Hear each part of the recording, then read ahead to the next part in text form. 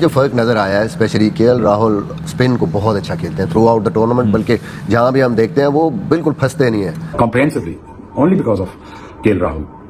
जिस तरह वो असर्ट की उसने अथॉरिटी आज, जिस तरह उसने असर्ट करके अथॉरिटी उसने ये समझाया और ये बताया है कि is in different league. India वाला देखें वो एक बंदा उनका राहुल जो है वो बना रहा है, और मतलब क्या हो रहा है ये, और हमारे जो खिलाड़ी हैं वो 30-40 से आगे नहीं बढ़ रहे। He has been taking lot of responsibility जब जल्दी आउट हो जाए। बट 4 आउट कर लिया आपने, लेकिन केएल राहुल जो बैंगलोर का लड़का था उसने आके पूरी काया ही पलट के रख दी। जिस तरीके से उसने बल्लेबाजी की, केएल राहुल ने जो उसके ऊपर एक टैग लगता था जैसे वो एलएसजी को मैचेस हरवाता था, उसने साबित किया कि नहीं यार, केएल राहुल में अभी भी दम था, मैं केएल राहुल अभी भी वो प्लेयर है। कल Royal Challengers Bangalore as expected, मैं पहले ही कह रहा था कि मुझे ये फील आ रहा है कि आज राहुल अपनी टीम को भी बड़ी जबरदस्त तरीके से हैंडल करेंगे, और राहुल जो है वो यकीनी तौर पर बैटिंग में अहम सुतून है। इंटरनेशनल क्रिकेट जो है ना वो पोलराइज हो चुकी है, ऑस्ट्रेलिया, न्यूजीलैंड और इंडिया वो कहीं और पहुंच चुकी हैं, और बाकी टीमें जो हैं वो अलग आपको नजर आएंगी। इंडिया की अभी आपने बात की, दिस शोज कि वो अपने प्रोडक्ट में कैसे इन्वेस्ट करते हैं और राइट सिलेक्शंस करते हैं। Misbah, let's talk about that batting as Wasim was saying. So KL Rahul really special today.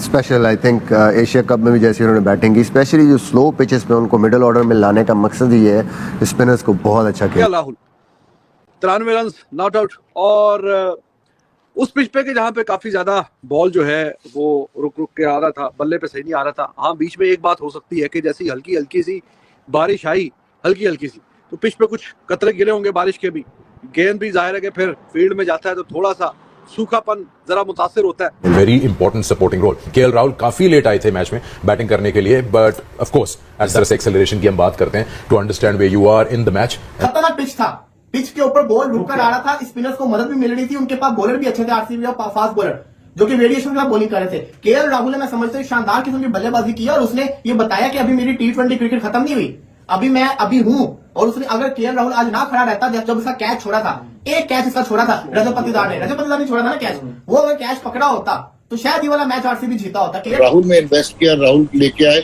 और उसने डिलीवर किया। डोंट कंपेयर जो डेवलप माइंडसेट है उनके साथ आप अपने, हमारा कंपैरिजन ही नहीं है ये, मतलब it's a wrong comparison. Sir एक छोटा, तमाम जितने क्रिकेट को समझने वाले लोग हैं सब ने ये चीज आइडेंटिफाई की कि हमारी टीम की सिलेक्शन ठीक नहीं होती। और मैं जब भी आलमी क्रिकेट में देखता हूँ केएल राहुल को, तो मुझे ऐसा लगता है कि ये हर वक्त तैयार रहते हैं कुछ ना कुछ करने के लिए, और ये किसी भी नंबर पर आप इनको भेज दें ये कंफर्टेबल रहते हैं। राहुल की जो इनिंग्स थी, पहले कंसोलिडेट किया उन्होंने, इनिंग्स को संभाला, उसके बाद उन्होंने जो स्ट्रोक प्ले था उनका वो बहुत जबरदस्त था। हाँ, क्रिकेट जो है वो एक ऐसा खेल है कि जब आपका दिन हो तो किस्मत आपको फेवर भी कर रही होती है। राहुल के 2 आसान कैचेस छूटे, वो हल्की फुल्की, चलो वो थोड़ा सा इम्पैक्ट तो जरूर रहता है, लेकिन ओवरऑल जो हैजलवुड के ओवर में कुटाई लगाई है ना केएल राहुल ने, वहां से मोमेंटम शिफ्ट हो गया। ऐसा दिल्ली कैपिटल के खेमे में बात चल रही थी कि भाई बारिश आ रही है हल्की हल्की, शायद मैच रुक भी सकता है, दिस इज द ओवर। अगले 1-2 ओवर में आपने डीएल मेथड पे अपने आप को ऊपर लेके जाना है कि अगर मैच रुकता है या नहीं होता या मुतासिर होता है, तो हम जितना रिक्वायर्ड रन्स हैं डीएल मेथड के मुताबिक उसके पार ही रहें, उसके नीचे नीचे नहीं, उसके ऊपर ही रहें।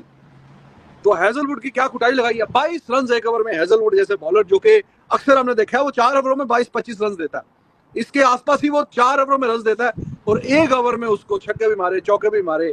Square of the wicket, even in front of the wicket, feet use करते हैं। आज वही चीज जो मलिक कह रहा है कि थोड़ी सी जो अप्रोच थी उनकी, ही वाज जस्ट वेटिंग कि ठीक है, गेम शायद उनको इतना ट्रस्ट नहीं किया दूसरे बैट्समैनों पे, पीछे वालों पे, और सोचा कि एटलीस्ट राहुल आए हैं, उन्होंने अपने डिसिप्लिन से, अपनी इंटेंसिटी से और अपने कैरेक्टर से, और जो उनकी फीट मूवमेंट थी उससे उन्होंने झटका दिया और खूबसूरत बैटिंग करके और जबरदस्त क्रिकेट खेले। आपका पीएसएल स्टार्ट करने वाला बंदा एक सहाफी था और आईपीएल स्टार्ट करने वाला था, आप ये कह लें कि क्रिकेट का माहिर था।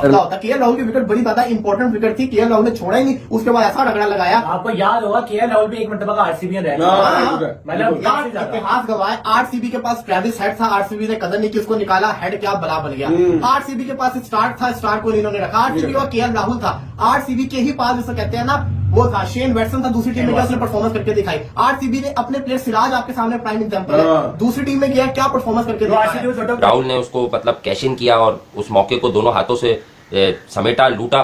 और केएल राहुल ने जिस तरह की बैटिंग की, मतलब कमाल की बैटिंग की है केएल राहुल ने कर, और यकीनी तौर पर जब रन लग गए थे तो फिर सामने एक ही लक्ष्य बाकी था कि हाँ यार अब सिर्फ हमें हिट आउट करना है जाकर।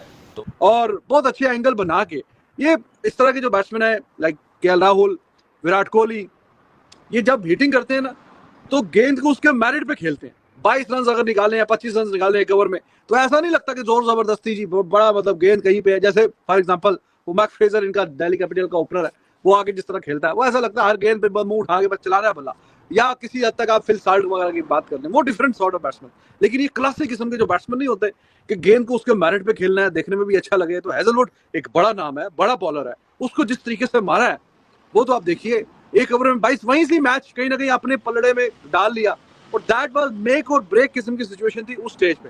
कम रन नहीं होते, तकरीबन 70 रन रहते थे जब वो 15वां ओवर करने के लिए आया। 6 ओवरों में 65-70 रन, इट्स नॉट इजी। लेकिन आके उस एक ओवर में जो 22 रन निकाले हैं, और फिर उसके बाद स्पिनर को भी अच्छा छक्का, एक लंबा छक्का चौका, और वो 2 ओवर मोमेंटम पूरा ही शिफ्ट हो गया। और करते कराते वो जो मैच लग रहा था फंसा हुआ है, 4 जल्दी आउट हो गए हैं, बिल्कुल बीच में जरा नट बोल्ट स्क्वीज किए हुए थे आरसीबी ने भी।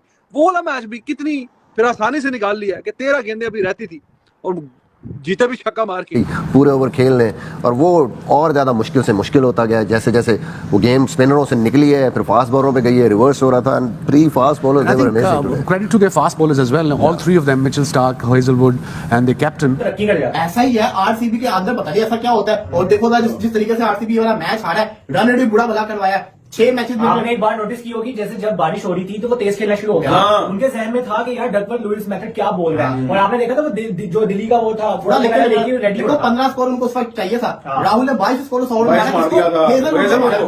पूरी गेम ही खत्म करके रख दी। देखिए बात ये है कि आरसीबी पहला भी मैच जो हारी है, एक वो भी बेंगलोर में हारी थी आई थिंक, तो आज भी बेंगलोर में हार गया। मतलब लोगों के घर में जाके हराते हैं और अपने घर में हारी जा रहे हैं। तो मुझे ऐसा लग रहा है, आपको गुस्सा जरूर आएगा इस बात पे, मुझे ऐसा लग रहा है कि आरसीबी दोबारा अपने ना उसी ट्रैक पे। मैंने तो कैलकुलेशन की थी पिछली रील में, मैंने आपको बताया था आरसीबी के पास बचे हैं इतने मैचेस। मतलब कि आरसीबी ने अपने घर के अंदर खेलने हैं आई थिंक जिसको कहते हैं ना 7 मैचेस, बल्कि कितने थे 14 मैचेस थे ना इनके। तो मैंने हिसाब किताब लगाया था कि अगर ये सारे अपने बाहर वाले मैचेस जीते ना अवे वाले, तो इनके 14 पॉइंट्स हो जाते हैं। घर के अंदर मुश्किल से एक मैच जीते, बड़ी बात होगी। तो मैं तो ऑलरेडी मान के बैठा हूँ घर